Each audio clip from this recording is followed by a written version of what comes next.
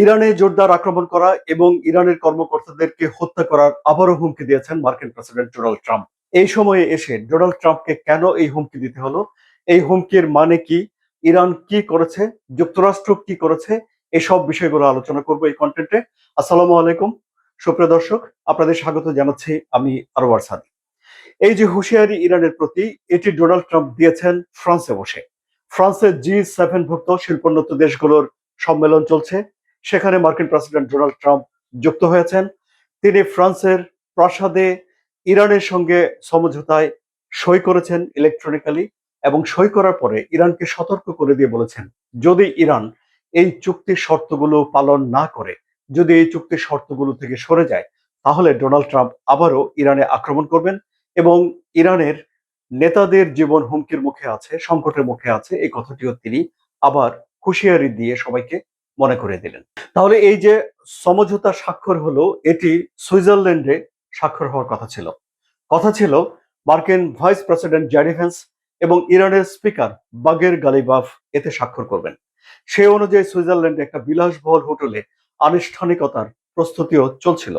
কিন্তু দেখা গেল যে এই সবকিছু বাদ দিয়ে ফ্রান্সে বসেই ডোনাল্ড ট্রাম্প নিজেই স্বাক্ষর করে ফেললেন। তার ভাইস প্রেসিডেন্টের জন্য আর এটি সুযোগ ঘটল না। আর এদিকে ইরানের তরফ থেকে স্বাক্ষর করেছেন ইরানের প্রেসিডেন্ট মাসুদ পেজেশকিয়ান। অর্থাৎ দুই দেশের দুই প্রেসিডেন্ট এই সমঝোতায় স্বাক্ষর করেছে। এখন এই সমঝোতার হওয়ার পর দুই দেশ আগামী 60 দিনের জন্য যুদ্ধবিরতিতে ঢুকে গেল। দুই দেশের কোনো দেশ একে অন্যের প্রতি কোনো রকম হামলা এই 60 দিনের ভিতরে করতে পারবে না। কাজেই হামলা করা, হামলা ঠেকানো এবং অস্থিরতার পরিবেশ দূর হলো, এটি আমরা ধরেই নিতে পারি। এই 60 দিনের ভেতরে তারা আরো জটিল যেসব বিষয়গুলো রয়েছে সেগুলো নিয়ে আলাপ আলোচনা করবেন এবং একটা স্থায়ী চুক্তিতে পৌঁছানোর উপায়গুলো খুঁজে বের করবেন। কিন্তু তার আগেই ইরানের একটা বেশ বড় ধরনের অর্জন রয়েছে। সেই অর্জনটি হলো ইরানের ক্ষেপণাস্ত্র বিষয়ক।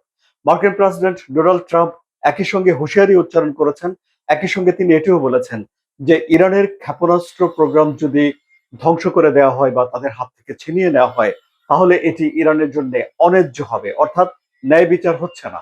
এখন তাহলে ইরান এই ক্ষেপণাস্ত্র রক্ষা করতে পারবে, যত খুশি ইরান ক্ষেপণাস্ত্র তৈরি করতে পারবে, যত দূরের পাল্লার হোক ইরান সে ক্ষেপণাস্ত্র তৈরি করতে পারবে। অর্থাৎ ইরানের ক্ষেপণাস্ত্র যুক্তরাষ্ট্রের মাথা ব্যথার কোনো কারণ নয় বলেই এখন আপাতত এই চুক্তির পরে বোঝা যাচ্ছে। কিন্তু ইরানের ক্ষেপণাস্ত্র সবচেয়ে বেশি মাথা ব্যথা তৈরি করে ইসরায়েলের প্রধানমন্ত্রী বিবি নেতানিয়াহুর। তিনি আগেই মার্কিন প্রেসিডেন্ট ডোনাল্ড ট্রাম্পকে বলে রেখেছিলেন যে যে কোনো চুক্তিতে পৌঁছানোর আগে ইরানের ক্ষেপণাস্ত্র ইসরায়েলের নিরাপত্তার জন্য হুমকি, এই বিষয়টি যেন ডোনাল্ড ট্রাম্প মাথায় রাখেন। কিন্তু এখন আমরা দেখতে পাচ্ছি যে একটা সমঝোতা হয়েছে, কিন্তু ক্ষেপণাস্ত্রের বিষয়টি অর্থাৎ বিবি নেতানিয়াহুর অনুরোধ ডোনাল্ড ট্রাম্প তার মাথায় রাখেননি। এখন এই ক্ষেপণাস্ত্র হলো ইরানের প্রতিরক্ষার সবচেয়ে বড় এবং শক্তিশালী উপায়। ইরান তার দেশের বিভিন্ন জায়গাতে অসংখ্য কারখানার মাধ্যমে এইসব ক্ষেপণাস্ত্রগুলো তৈরি করে এবং অ্যাসেম্বল করে। এসব ক্ষেপণাস্ত্রগুলো তারা মাটির নিচে শহর তৈরি করে বা মাটির নিচে ঘাঁটি তৈরি করে সেখানে রাখে। এবং গত 12 দিনের যুদ্ধে, 40 দিনের যুদ্ধে এসব ক্ষেপণাস্ত্রগুলো যে কত কার্যকর তার প্রমাণ বিশ্ব দেখেছে। এখন এই ক্ষেপণাস্ত্র প্রোগ্রাম ইরান কিভাবে শুরু করলো সেই গল্পটি বলে আমি আজকের এই কন্টেন্ট শেষ করি। আপনাদের মনে আছে নিশ্চয়ই যে ইরান ইরাকের সঙ্গে 8 বছর ধরে যুদ্ধ করেছিল।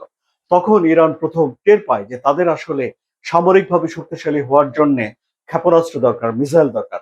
তখন তারা রাশিয়ার কাছ থেকে কিছু মিসাইল সংগ্রহ করে, উত্তর কোরিয়ার কাছ থেকে কিছু মিসাইল সংগ্রহ করে এবং সেগুলো হুবহু নকল করে ফেলে। শুরু হলো ইরানের মিসাইল তৈরি করার মিশন।